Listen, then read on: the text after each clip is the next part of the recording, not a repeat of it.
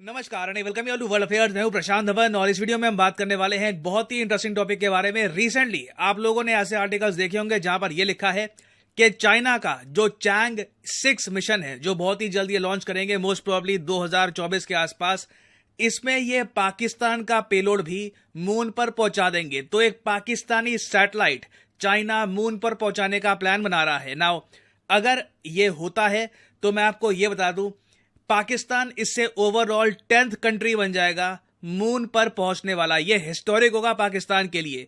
और यह क्यों किया जा रहा है, देखिए इसका कोई साइंटिफिक रीजन नहीं है।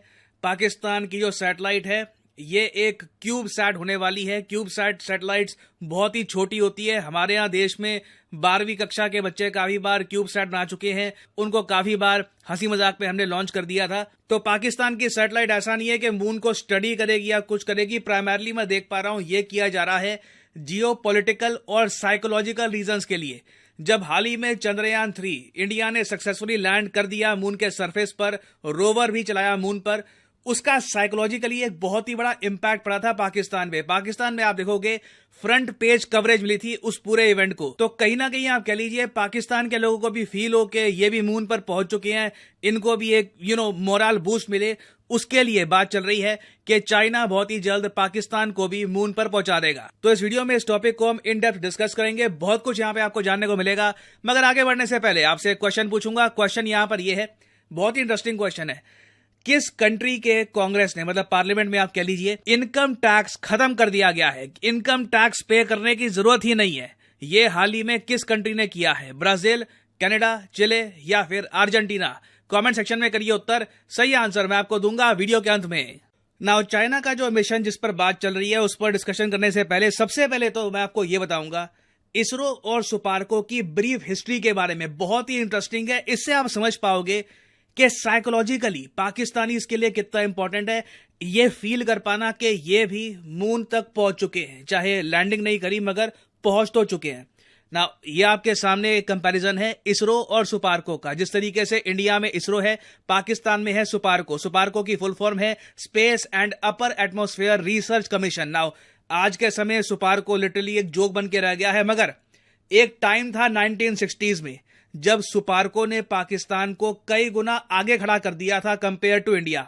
देखिए सुपार्को बना दिया था पाकिस्तान ने 1961 में, इसरो बना था 1969 में। 8 साल आगे था पाकिस्तान कंपेयर टू इंडिया। और सिर्फ ऐसा नहीं है कि इन्होंने बस बना दिया सुपार्को, इससे ही आगे निकल गए, नहीं। यूएस फंडिंग की वजह से पाकिस्तान ने 1962 में, जून 1962 में इतिहास रचा था जब इन्होंने रहबर 1 नाम का एक रॉकेट टेस्ट लॉन्च किया। यह रॉकेट लॉन्च ऐतिहासिक इसलिए था क्योंकि उस टाइम तक ना इंडिया ना चाइना, जी हां चाइना ने भी एक सक्सेसफुल रॉकेट लॉन्च नहीं किया था। पाकिस्तान एशिया में अगर हम देखें तो तीसरा कंट्री बन गया था आफ्टर जापान और इजराइल जिसने एक रॉकेट लॉन्च किया था। इस टाइम तक अगर हम देखें ना तो पाकिस्तान मीलों आगे निकल चुका था कंपेयर टू इंडिया। अगर ये लोग इसी ट्रैजेक्टरी से आगे बढ़ते ना तो ये कंट्री आज के समय कहीं और ही होता। और ऐसा नहीं है कि इनिशियली इनके पास लीडरशिप की कमी थी। जो सुपार्को के चेयरमैन थे इनिशियली, ये थे अब्दुल सलाम, एशिया के आप कह सकते हैं one of the greatest scientist. ये अकेले पाकिस्तानी हैं जिन्हें नोबेल प्राइज मिला था in physics in the year 1979। हालांकि सुपार्को के साथ एंड में गड़बड़ ये हो गई। पहली बात, रिलीजियस फंडामेंटलिज्म। अब्दुल सलाम ये अहमदी थे, तो कभी इनको पाकिस्तान में प्रॉपर रिस्पेक्ट नहीं दी गई, even though academically he was a genius. Abdul Salam की जो ग्रेव है, बाय द वे यहां पे आप देख पाओगे बीबीसी का आर्टिकल है, सिंस ये अहमदी थे ना, आज तक जो इनकी कब्र है वहां पर जो मुस्लिम वर्ड है ना लिखा होता है कि the first Muslim to win Nobel prize in physics, Muslim word censor कर रखा है क्योंकि पाकिस्तान में अहमदी जो कम्युनिटी है उनको मुस्लिम ये लोग मानते नहीं है। तो एक तो जी रिलीजियस फंडामेंटलिज्म अपने टॉप साइंटिस्ट के साथ भी। फिर दूसरा यहां पे इशू आ जाता है, अचानक से ना आर्मी ने टेक ओवर कर लिया था सुपार्को का। ये अपने आप में ट्रेजेडी है पाकिस्तान के लिए, क्योंकि अब्दुल सलाम के बाद आप देखोगे ना जो भी चेयरमैन बना है सुपार्को का, ये पाकिस्तान की एयरफोर्स या आर्मी से आया है। अब आप खुद ही सोच लीजिए, एक एयरफोर्स ऑफिसर की जो स्पेशलिटी है, जो उसकी नॉलेज है, वो और फील्ड में होती है। उसे आप स्पेस एक्सप्लोरेशन रॉकेट्स की फील्ड में आप लेके आओगे तो गड़बड़ी होगी और साथ में करप्शन भी होगा। और हुआ यही, आप देखो यहाँ पे आपको मेजर जनरल बहुत सारे पाकिस्तानी मिलिट्री के लोग मिल जाएंगे जो सुपार्को के चेयरमैन बने। ऑब्वियसली इन लोगों के पास कोई प्रॉपर ब्लूप्रिंट नहीं था, कोई आइडिया नहीं था कि करना क्या है, किस दिशा में लेके जाना है सुपार्को को। और इवेंचुअली इवन दो सुपार्को को स्टार्टिंग बहुत अच्छी मिली थी, ये जो इन्होंने गड़बड़ करी थी उसकी वजह से सुपार्को बहुत पीछे रह गया। हालांकि आप एक आर्ग्यूमेंट ये भी दे सकते हो कि इवेंचुअली इंडियन इकोनॉमी ने इतना ग्रो किया कि इसरो के पास ज्यादा फंड्स आने ही थे, तो इसरो इवेंचुअली सुपार्को के आगे निकल ही जाता। बट मैं आपको ये बता दूं, अगर पाकिस्तान में रिलीजियस फंडामेंटलिज्म इतना ज्यादा ना होता, इनकी मिलिट्री सुपार्को का टेक ओवर ना कर लेती, तो आज जो हाल है पाकिस्तान का in terms of space exploration, space technology, इतना बुरा हाल इनका ना होता। नाउ अब हम आते हैं चाइनीज मिशन पर। ये आपके सामने जो इमेज है ये है चांग ई की। ये बेसिकली चाइनीज मैथोलॉजी में, चाइनीज कल्चर में माना जाता है कि गॉडेस है मून की, तो इन्हीं के नाम पे रखा है चाइना ने अपने मून मिशंस को।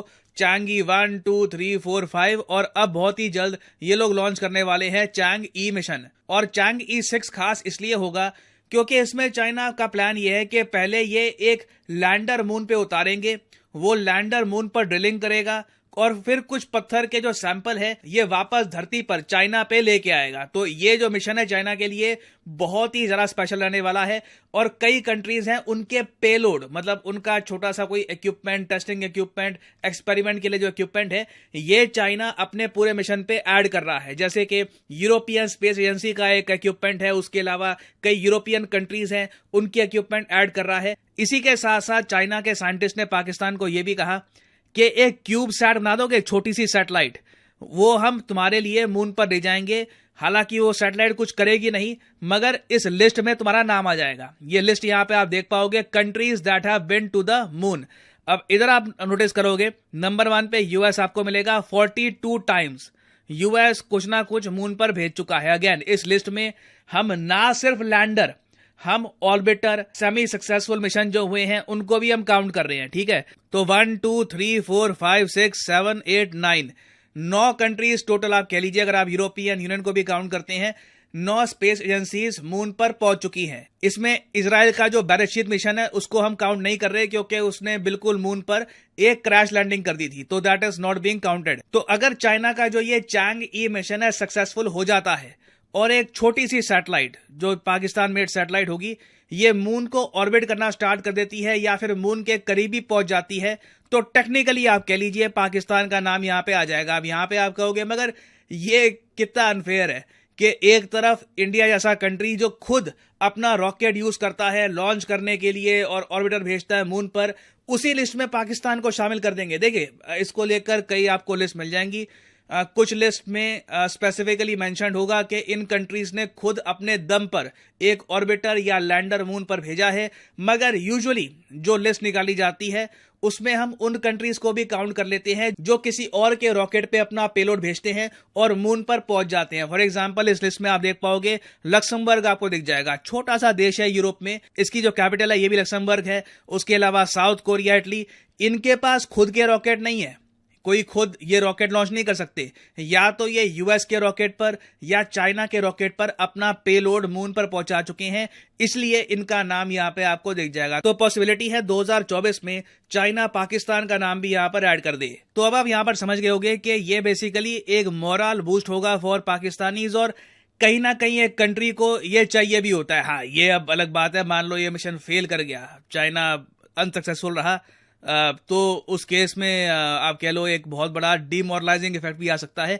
तो ये टॉपिक का आज के टाइम में कोई शक नहीं, हर कंट्री जो है वो स्पेस की एक दौड़ में जो है लगा हुआ है, लेकिन कामयाब जो है ना मेरे मुताबिक वही कंट्रीज हैं जो अपनी सैटेलाइट जो है ना खुद कामयाबी से बना भी रहे हैं और उन्हें अपने रॉकेट्स पे जो है वो लॉन्च भी कर रहे हैं। ठीक है, एक छोटा सा इनिशिएटिव है पाकिस्तान की तरफ से जो कि मैं कहूँगा कि भाई काबिल तारीफ है कि चलें देर से ही सही एक छोटी सैटेलाइट ही बेशक जो है वो बनाई जा रही है, लेकिन जो है ना मेन अचीवमेंट यही रहेगी कि भाई जब जो है पाकिस्तान प्रॉपर अपने होम मेड जो है सैटेलाइट जो है वो अपने रॉकेट्स पे जो है वो लॉन्च करेगा। मैं ये बोलूंगी तो कुछ करना नहीं है, अपने चमचे बने हुए चाइना के, फायदा क्या चाइना है? से चलिए वो ये कह सकते हैं हमारा सैटेलाइट तो चला गया, क्या चला गया? सैटेलाइट में कुछ तो केबिलिटी होगी, कुछ तो मजा आ रहा है, वो करेगा, कुछ सैटेलाइट तो भी ना करेगा, जा पाए, वो बना ही कुछ ना तो पाए। डेटा भेजेगा, कुछ तो करेंगे, पानी ढूंढ देंगे। मतलब नहीं, वो कह रहे कुछ भी नहीं ढूंढेगा, बस वहां जाके बैठ जाएगा बस। मतलब ये है कि अल्टीमेटली वो कहेंगे कि करना हमारा कुछ नहीं है। सैटेलाइट भी मून के अराउंड है, हम कुछ तो हम कर भी रहे चांद हैं। पे पहुंच गए, उनको ये चांद पे नहीं पहुंचे, चांद के अराउंड आस पहुंचे। पास पहुंच गए। मैं तो इतनी खुश हुई थी, मैंने कहा शायद सारा पाकिस्तान उठा के भेज रहे चांद पे कि यहाँ से निकलो बाहर हमारी धरती से, तुम लोग बहुत गंद मचा के। होती, लेकिन मुझे मेरा दिल कर रहा है कि मैं आप 2 थप्पड़ लगाऊं थप्पड़ नहीं भाई, अपने मुंह पर। हंसने को दिल कर रहा है हमारा। नहीं, मुझे तो थप्पड़ लगाने का दिल कर नहीं, हमारा तो बीच बीच वीडियो में भी हंसते रहे कि यार अजीब सुनने में लग रहा है ये बात। क्या अपन कुछ करने के काबिल है नहीं। हमारे पाकिस्तान का तो मैं कहता हूँ ऐसा हाल है जैसे एक बच्चे की टांग पे चोट लगी हो या लंगड़ा हो, जिसको एक दूसरा बंदा आके उठाए और कहे भाई चलो चलो चलो जल्दी चलो, मंजिल बहुत दूर है, अभी बैठो मत। पाकिस्तान की ये कंडीशन हो चुकी है। ऐसा भी करना चाहिए, लेकिन सही बात है भाई, अगर देखा जाए तो एक पाकिस्तान तो पीछे नहीं रह सकता भाई। जब से इन्होंने इंडिया का देखा है तब काफी ज्यादा आपने न्यूज सुनी होगी, इधर से हर दूसरा पाकिस्तानी तीसरा पाकिस्तानी दिल पे ले गया था। उनको ये दिन ब दिन ये चीज खाती जा रही थी अंदर से कि ये देख ले कि इंडिया तो चला गया है और हम यहाँ पर चूरन क्या खिलाएं अपनी आवाम को। सबसे बड़ा पॉइंट ये है भाई, जब तक कोई चूरन नहीं होगा तब तक कोई चीजें चलेंगी नहीं। अब देख ले कि शी जिनपिंग वो जा रहा है तो उसने ये बोला है कि साथ को अपने जो मुझे सच बता नहीं, मेरी बात सुनो, पहले मेरी बात सुनो। मुझे भाई पहले मुझे हंसी उधर आई है ना, चाइना पाकिस्तान को बोलता है तुम भी कुछ दे दो छोटू सा, तुम भी कुछ छोटा, मुझे हंसी सर बड़े मजे कहते तुम भी चलो कोई छोटा भेज दो तो इस लिस्ट में आ जाओगे। मुझे हंसी पता किस बात पे आई है, पीटी सर बोल रहे थे जाएगा ये सब कुछ, पता मैं एक बात सोच रहा था, चाइना पहुंच पाएगा, चाइना चला जाएगा मून पे, चला जाएगा, चांसेस है वो क्योंकि जा चुका है, पहले भी जा चुका है यार। देखो